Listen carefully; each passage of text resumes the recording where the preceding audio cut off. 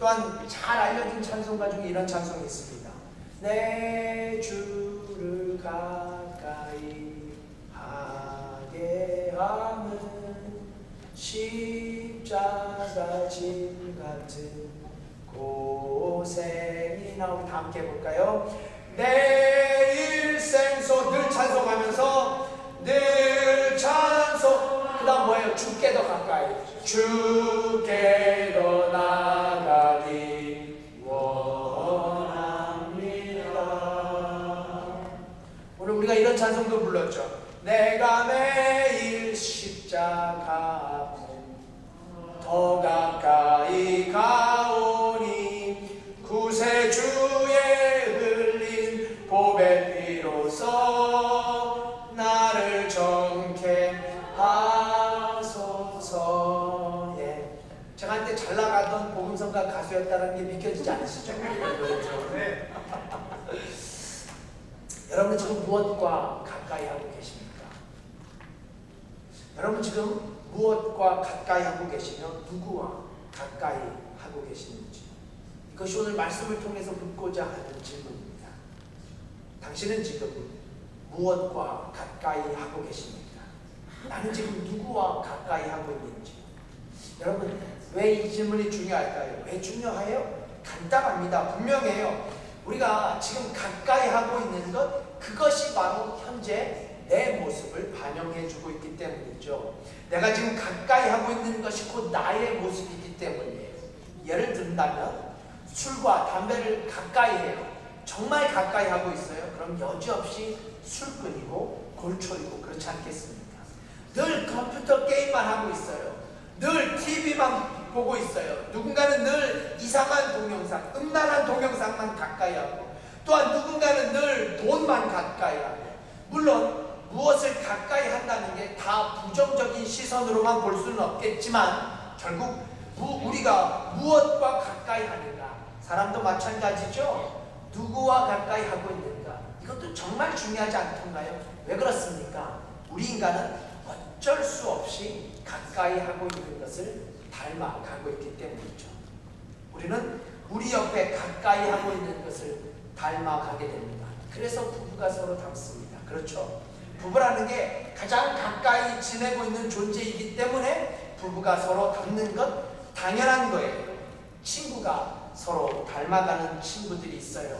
서로 많은 시간들을 함께 보내다 보면 우리가 인식하던 인식하지 못하던 닮아가게 됩니다. 네. 그래서 성경은 오늘 우리에게 이렇게 선포합니다. 하나님을 가까이 하라고. 하나님을 가까이 하라고. 오늘 본문의 말씀을 그대로 인용할까요? 하나님을 가까이 함이 내게 복이라. 아멘. 물론 우리 기독교가 그저 비나이다 비나이다 복을 비나이다 라는 저급한 기복 신앙의 원리로 복을 말하는 게 아니죠. 이거 절대로 헷갈리시면 안 돼요. 성경이 말하는 복은 세상이 동경하는 복과는 차원이 다르다는 사실을 전제하고 있음을 우리는 결코 잊지 말아야 합니다. 오늘 본문에서도 이 사실이 그대로 입증되는데요. 여러분, 제가 오늘 본문의 말씀을 시작하면서 다시 한번 여러분에게 묻습니다. 여러분은 지금 무엇과 가까이 하고 계십니까? 당신은 지금 무엇과 가장 가까운 곳에 서 계십니까? 이 시간 시편 기자를 통해서 전해지는 말씀이 우리가 지금 서 있는 곳, 나의 가장 가까운 곳에 무엇이 있는지, 내가 내 가장 가까운 곳에 누가 있는지, 내가 있는 그곳을 돌아보며 진정으로 하나님을 가까이 할 수 있는 우리 모두가 될 수 있기를 주님의 이름으로 부탁드려요. 자, 오늘 본문은 간단하게 두 가지의 질문으로 요약이 됩니다. 사실 오늘 본문은 73편 전체가 다 본문인데요. 이 본문에서 시편 기자는 두 가지의 질문을 우리에게 던져드립니다. 하나는 우리가 하나님을 가까이 하게 될 때, 우리가 하나님을 가까이 하게 되면 어떤 삶을 살게 될 것인가 라는 첫 번째 질문과 또 다른 질문은 반대의 질문이에요. 즉 우리가 하나님과 멀리하게 될 때 우리의 인생은 과연 어떤 인생이 될 것인가. 그러니까 우리가 하나님을 가까이 하게 될 때, 그리고 하나님을 멀리하게 될 때 우리는 어떤 인생이 될까요? 이것이 시편 기자가 가지고 있었던 질문이었는데요. 우리가 이 질문의 해답을 통해서 정녕 우리가 하나님을 가까이 하게 되는 복된 삶을 살게 될 수 있기를 소망해 봅니다. 자, 그럼 본문으로 들어가서 첫 번째로, 저는 먼저 우리가 하나님을 멀리하게 될 때 우리의 모습을 찾아보고자 해요. 하나님을 멀리하게 될 때 우리는 어떻게 될까요? 이 해답을 오늘 시편 기자는 분명하고도 확실하고 직설적으로 우리에게 가르쳐 줍니다. 본문의 27절이 바로 그 해답이에요. 27절 함께 읽습니다. 27절 말씀. 자, 오늘 본문 다 함께 읽어요. 함께 읽어요. 27절 22nd 시작. 대저 주를 멀리하는 자는 망하리니 음녀같이 주를 떠난 자를 주께서 다 멸하셨나이다. 하나님을 멀리하게 되면 어떻게 된다고요? 망한다고 오늘 본문은 우리에게 증거합니다. 오늘 시편 기자는 이런 사람, 즉 하나님을 멀리하는 자를 가리켜 음녀라는 과감한 표현을 망설이지 않아요. 여기서 음녀라는 성경적 원문의 뜻은 성실하지 못한 사람을 가리킵니다. 그러니까 원문이랑은 조금 우리 한국말이랑 달라요. 영어랑도 다르고요. 신실하지 못한 사람을 가리켜요. 그러니까 음녀라고 해서 여자만 해당된다고 생각하시는 남자분이 계신다면 그분이야말로 망할 사람이에요. 망할 남자예요. 그러니까 음녀란 성실하지 못한 사람, 신실하지 못한 사람. 조금 더 설명을 드린다면 하나님보다 더 중요한 다른 무엇에 가치와 사랑을 두고 사는 사람을 가리킵니다. 이런 사람은 하나님을 멀리할 수밖에 없는 사람들이겠죠. 하나님을 가까이 하는 사람들이 아니라 하나님을 멀리하는 사람들. 물론 이런 사람들은 교회 밖에 존재합니다. 그렇죠? 하나님을 멀리하는 사람들이니까 교회 밖에 존재해요. 하지만 시편 기자는 이런 사람들이 교회 안에도 존재한다. 아니 성경 전체가 동일하게 이 메시지를 전달합니다. 이런 사람들 교회 안에도 존재합니다. 사실이에요. 진실입니다. 그러므로 하나님을 멀리하는 사람은 교회 밖에도 존재하고 얼마든지 교회 안에도 존재합니다. 이것이 오늘 우리가 이 시편 기자의 말씀 앞에 고민해야 할 가장 중요한 이유이기도 해요. 여러분, 성경은 하나님을 멀리하는 사람, 이런 사람을 가리켜 분명하게 우상 숭배자라고 그렇게 정의해요. 그러니까 비나이다 하는 사람만이 우상 숭배자가 아니라 이런 사람들을 우상 숭배자라고 말해요. 네? 이런 우상 숭배자는 교회 밖에만 존재하는 것이 아니라고 성경은 늘 경고합니다. 또한 오늘 본문은 이런 자들이 결국 공의로우신 하나님의 심판으로 망하게 될 것이라고 선언해요. 그런 사람들은 전멸하게 될 것이라고 증거합니다. 그것이 바로 18절과 19절의 선언이에요. 18절, 19절. 네. 말씀드렸듯이 73편 전체를 오늘 다 볼 거예요. 본문은 23절부터 읽었지만 18절, 19절 함께 봉독하면 좋겠어요. 자, 함께 봉독하십시다. 18절과 19절 시작. 주께서 참으로 저희를 미끄러운 곳에 두시며 파멸에 던지시니 저희가 어찌 그리 졸지에 황폐되었는가 놀랍으로 전멸하였나이다. 여러분, 여기서 저희가 누구예요? 하나님을 멀리하는 자들을 말하는 거죠. 하나님을 멀리하는 사람들 망하게 될 것이고 심지어 전멸하게 될 것이다 라고 선언합니다. 그런데 여러분, 우리가 이 말씀과 부딪히게 되면 우리 가슴 깊은 곳에서 이런 의문이 생겨요. 이게 본문이 갖고 있었던 동일한 의문점이에요. 아니 도대체 지금 무슨 말을 하고 있는 거냐고. 하나님의 심판의 징조는 전혀 찾아볼 수 없고 오히려 하나님을 멀리하는 사람들이 소위 성공의 자리에서 떵떵거리며 권력과 재물을 누리며 큰 소리치고 살아가고 있는데 이것이 내가 보는 현실인데, 그래서 배 아플 정도로 그들이 잘 나가는 것을 목격하면서 살아야 하는데 그것도 꾹 참고 살아가는데, 거짓 속에서 죄악 속에서도 하나님을 멀리하고도 전혀 아무 탈 없이, 아니 오히려 잘 나가는 그들의 모습 때문에 내가 얼마나 시험에 드는데, 이거 현실이죠. 사실입니다. 부인할 수 없어요. 중요한 것은 이런 사실과 현실을 오늘 시편 기자도 정확하게 알고 있었다는 거예요. 12절 그의 고백, 그의 한탄이라니까요. 12절 함께 보십시다. 12절이에요. 벌써 12 시작. 볼지어다 이들은 악인이라 항상 평안하고 재물은 거하도다. 정확하게 파악하고 있었어요. 4절, 5절 함께 봐요. 4절, 5절. 그러니까 계속 세상 사람들 그 악인에 대한 소리 그 시편 기자의 컴플레인이에요. 4절, 5절 시작. 저희는 죽는 때에도 고통이 없고 그 힘이 건강하며 타인과 같은 고난이 없고 타인과 같은 재앙도 없다. 이런 기가 막힌 현실 앞에서 기가 막힌 고백을 시편 기자는 본문의 2절에서 이렇게 쏟아냅니다. 함께 큰 소리로 봉독해. 2절 시작. 나는 거의 실족할 뻔하였고 내 걸음이 미끄러질 뻔하였다. 여러분, 왜 실족할 뻔하였을까요? 왜 미끄러질 뻔했죠? 왜냐하면 세상 사람들이 너무 잘 나간단 말이에요. 뒤에 이어지는 3절 말씀을 보시면 악인이 형통한단 말이죠. 하나님을 멀리하는 자는 망한다고 했는데, 전멸한다고 했는데 망하기는커녕 그들이 소위 잘 나가요. 하나님을 멀리했는데도 말이죠. 네, 이것이 시편 기자가 가지고 있었던 믿음의 딜레마였어요. 아니, 우리 모든 신앙인들이 한 번쯤은 가지고 있었던 신앙의 딜레마일 것입니다. 그래서 실로 불공평한 인생의 모습 속에서 성실하게 믿음의 삶을 추구하려 애쓰던 나 자신도 이와 같은 실족의 위기를 느끼게 되잖아요. 하나님 살아계신 것 맞는 건가요? 라는 마음이 들어보신 적은 없으신지? 아니, 조금 더 노골적으로 표현해 볼까요? 나 신앙생활 하면서 이거 손해보는 것 아니야. 주일날 교회 오는 거. 네. 이게 레이벌데이라서 많은 사람들이 이제 야외로 놀러 가는데 우리 한국 사람들에게는 정말 큰 공휴일인데 이런 날 교회에 와야 하고 또 교회에 와서 헌금도 내야 하고 결국 손해만 보는 것이 아닌가. 이거 내가 그 신앙생활하는 거 나에게 유익이란 있단 말인가. 이런 신앙의 고독이 찾아오신 적은 없으신지요? 이걸 한 신학자는 믿음의 위기라는 단어를 사용해요. 믿음의 위기. 네, 믿음의 위기가 있습니다.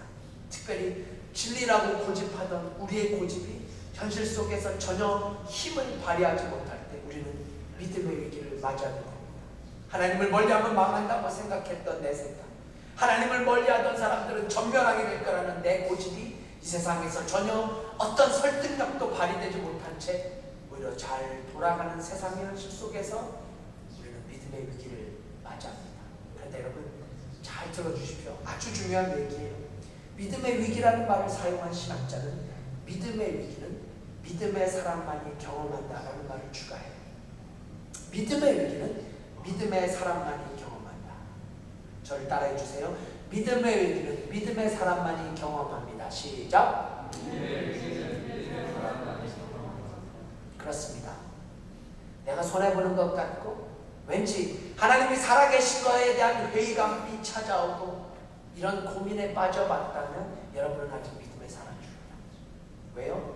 믿음의 사람이 아니라면 이런 믿음의 위기는, 믿음의 고독은 찾아오지 않기 때문이죠.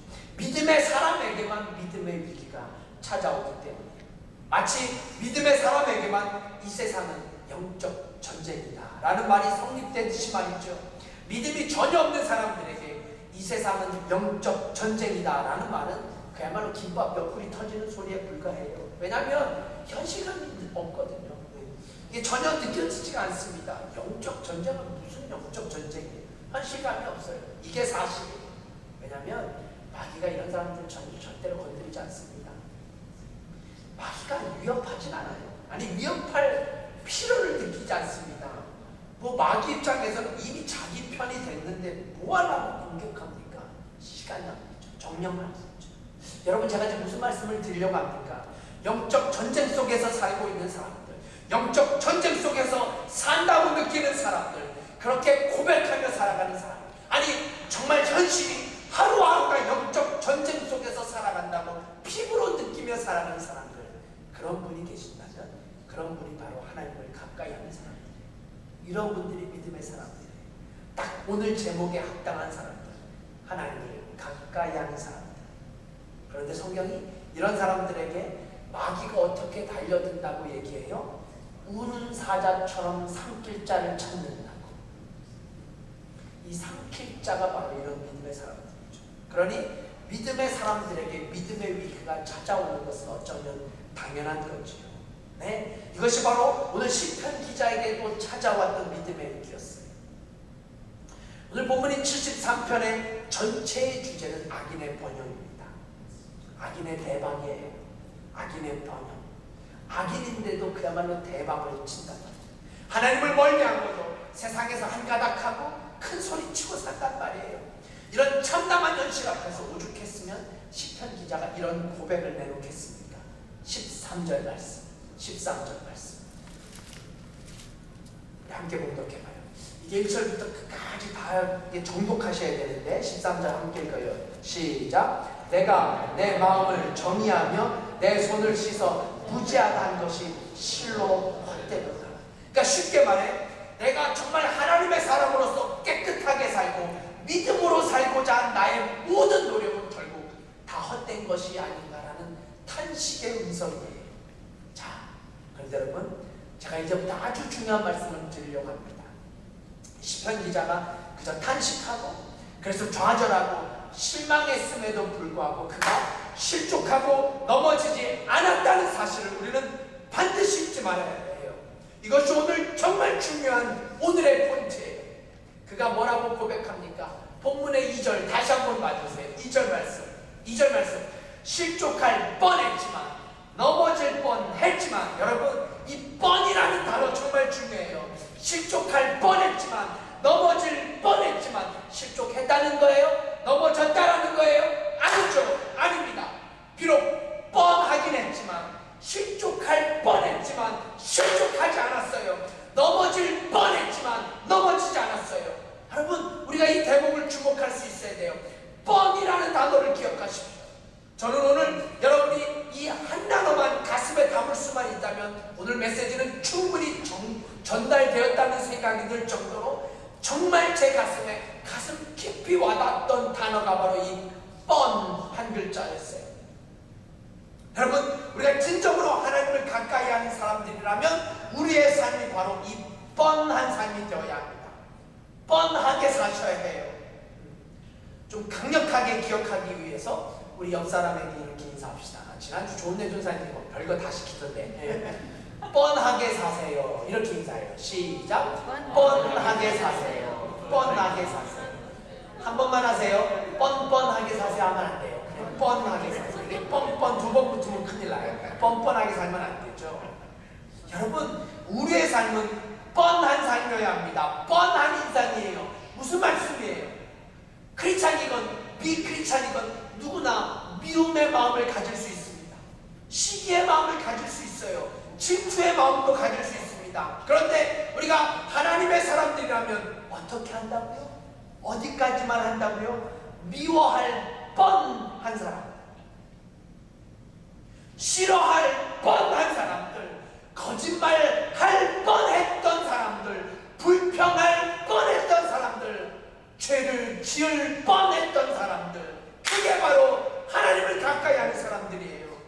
여러분, 이 뻔한 삶에 하나님이 싫어하시는 것들을 적용해 보세요. 아니, 반드시 적용할 수 있어야 됩니다. 하나님이 싫어하는 일체의 모든 것들을 적용할 수 있어야 돼요. 왜입니까? 이런 삶이야말로 하나님을 가까이 하는 삶의 모습이기 때문입니다. 자, 만약 누군가에게 상처를 받았다고 칩시다. 그러면 그 상처 때문에 우리는 때때로 복수의 마음이 생기기도 하고요, 심지어는 죽도록 미운 마음이 생길 수도 있습니다. 그럴 수 있어요. 하지만 오늘 성경은 이렇게 우리에게 가르칩니다. 미워할 뻔했지만 결코 미워하지 말라는 말씀이에요.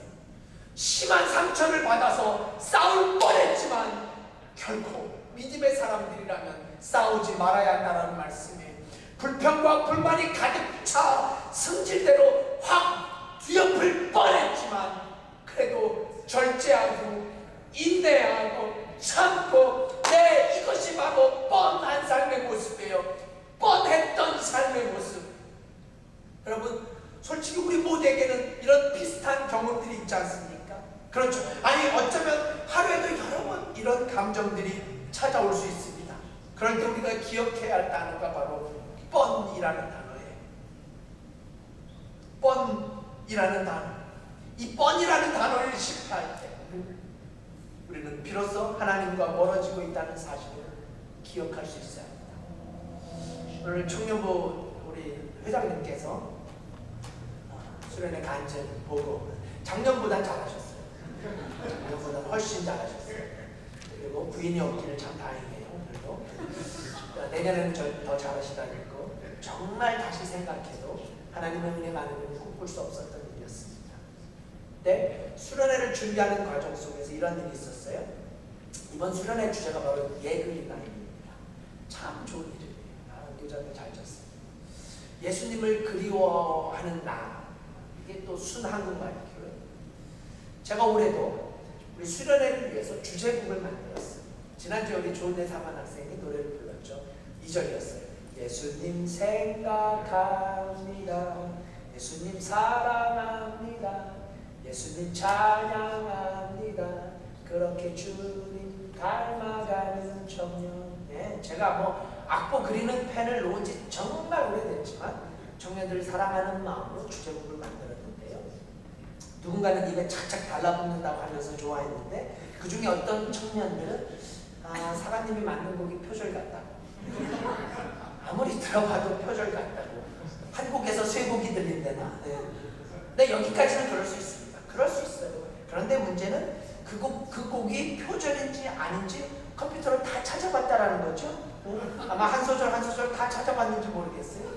그리고 결국 표절이 아니었다라는 결론을 내렸습니다. 그럼 제가 표절이 아니었다라는 결론에 좋았을까요? 아니면 엄청난 상처를 받았을까요? 지금도 생각하면 가슴이 아픕니다. 그 청년들이 미워 죽겠어요 라는 마음이 생길 수 있어요. 여러분, 우리 청년들이 어떤 청년들인지 아세요? 영화관에서 영화가 끝나고 12시간 넘어서 아무도 없어도 거기서 혼자 잘 수 있는 청년들. 이게요, 보통 배짱, 보통 깡다기 아니고는 할 수 없어요. 12시 뭐 반이 지났는데 혼자 자요. 다 나가요. 예. 이런 청년들과 함께 일주일간 수련의 시간을 보내면서 저는 그야말로 하나님의 은혜가 무엇인지, 하나님의 사랑이 무엇인지, 시간마다, 장소마다, 날마다 준비해 주셨던 하나님의 여호와 이레, 하나님의 섭리가 어떤 것인지를 그 청년들을 통해서 저는 경험할 수 있었습니다. 여러분, 제가 지금 무슨 말씀을 드리려고 하는지 이미 짐작이 가셨으리라 믿습니다. 저만 이런 경험이 있을까요? 여러분의 삶 속에서도 얼마든지 미워하는 마음, 싫어하는 마음, 불평하는 마음, 시기하고 질투하는 마음, 하나님이 전혀 기뻐하지 않는 이런 감정들이 생길 수 있지 않던가요? 그런데 그런 마음이 생겼다는 자체가 문제가 아니라, 잘 들어주세요. 그럴 때, 그런 마음이 생겼을 때 우리가 그 감정을 어떻게 컨트롤하느냐, 내 안에 꿈틀거리고 있는 하나님이 기뻐하시지 않는 모습들을 어떻게 관리하느냐, 그것이 바로 우리가 하나님을 가까이 하느냐 멀리 하느냐를 결정하는 중요한 모습임을 우리는 잊지 말아야 합니다. 그렇습니다. 사랑하는 구세군 필라의 성도 여러분, 이게 뻔한 삶이지만 이 뻔한 삶은 그냥 뻔한 삶이 아니라 이 뻔한 삶이 하나님을 가까이 한다는 사실을 잊지 마십시오. 실족할 뻔했지만 결국 실족하지 않는 사람. 제가 말씀을 준비하면서도 생각났던 귀한 지체가 있어요. 넘어질 뻔했지만 넘어지지 않는 믿음의 사람들. 사단의 계략 때문에, 아니 이민자로서 유학생활로 살면서 너무 힘든 생활 때문에 지치고 낙심하고 그래서 다 포기할 뻔했지만 그럼에도 불구하고 믿음으로 일어서는 사람들, 이런 사람들이야말로 하나님을 가까이 하는 사람들이요, 그 삶을 통해서 반드시 하나님의 뜻이 이루어진다는 사실. 네.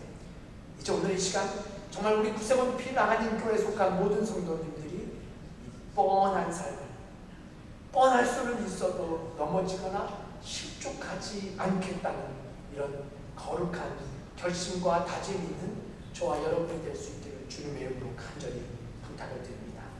자, 이제 시간이 많이 지나서 제가 나머지 부분 짧게 말씀을 드릴게요. 여러분과 나누고 싶은 마지막 레슨은, 그럼 우리에게 찾아오는 믿음의 위기를 어떻게 극복할 것이냐, 어떻게 믿음의 위기를 극복할 것이냐. 신앙인이 가질 수 있었던 믿음의 위기, 우리 모두에게 언제든지 찾아올 수 있습니다. 이건 뭐 목회자이건 장로건 정교건 집사건 권사건 우리 DH교회 DC건 모두에게 찾아올 수 있어요. 그래서 넘어질 뻔하고 실족할 뻔할 수 있습니다. 신앙적으로 말이죠. 이것이 굳이 세상 사람들이 하나님을 멀리하고도 잘 살기 때문만의 이유가 아니라 내가 늘 싸워야 할 영적 전쟁 가운데서 우리의 삶의 위기가 찾아옵니다.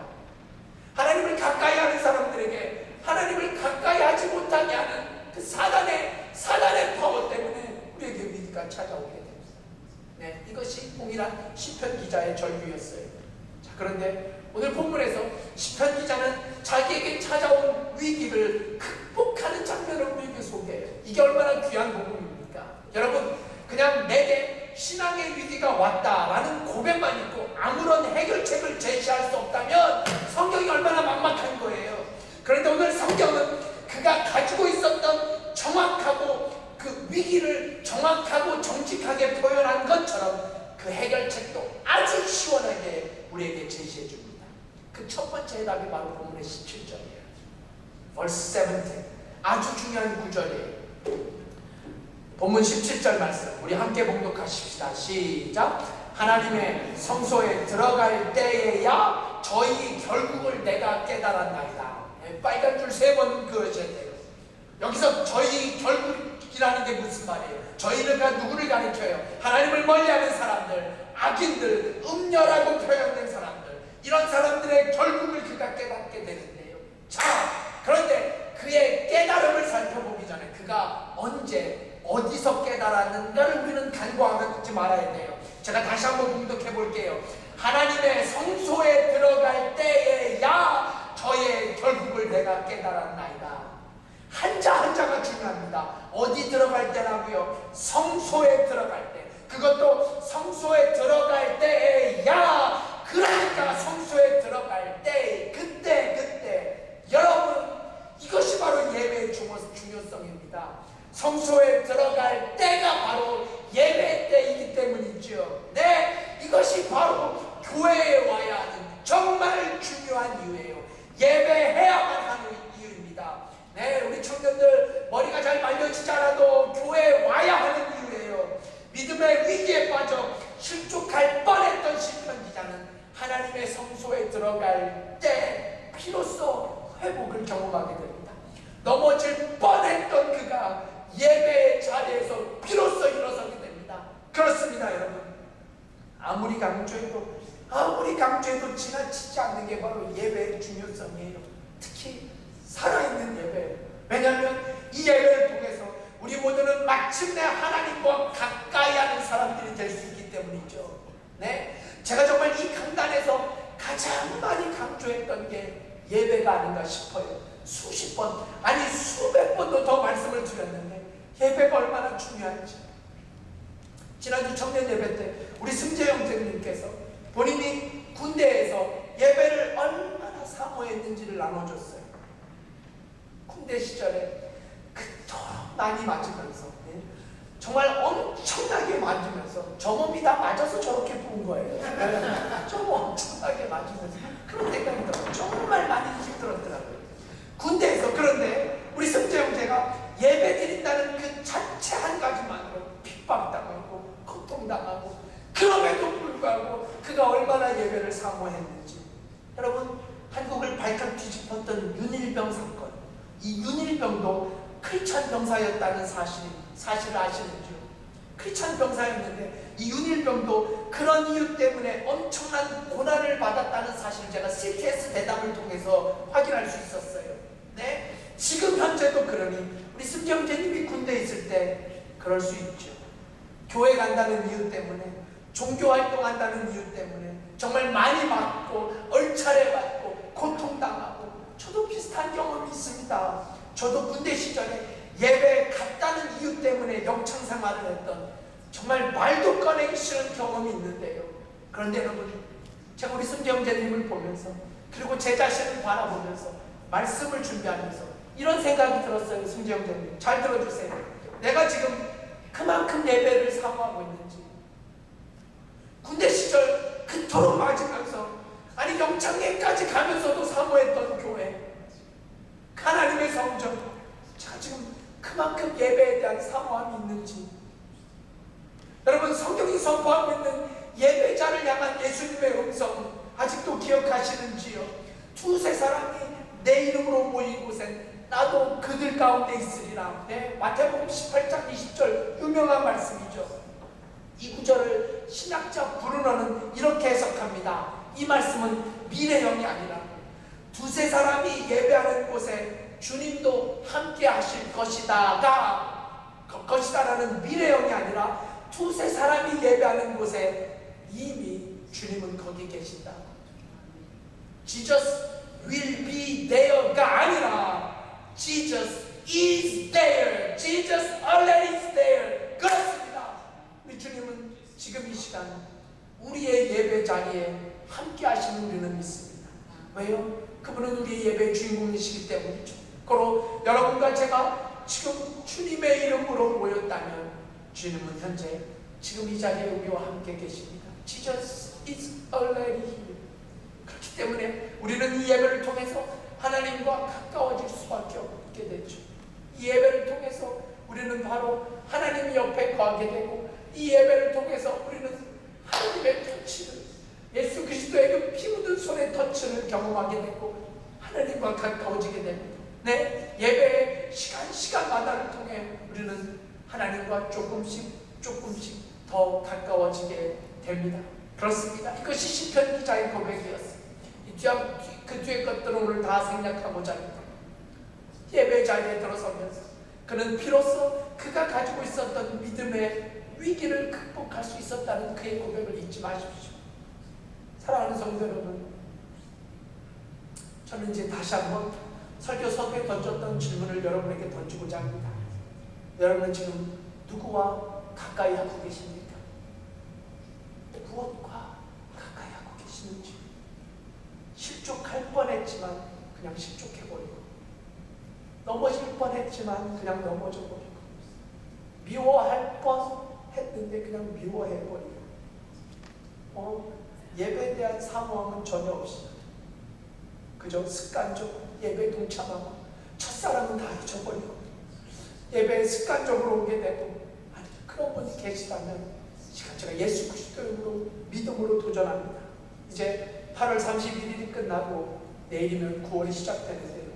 9월부터 시작되어지는 여러분의 예배가 정말 하나님을 가까이 하게 하는, 우리 구세군 피라니교회의 예배가 예수님의 십자가 앞에, 저 예수님의 십자가 앞에 가까이 가게 하는, 그래서 진정으로 주님이 주시는 참 평안을 경험하는 그런 예배를 드리는 교회, 그래서 정말 저와 여러분의 삶 속에서도 하나님이 가장 가까이 있는 우리 모두가 될 수 있기를 주님의 이름으로 간절히 부탁드립니다. 기도하십시다.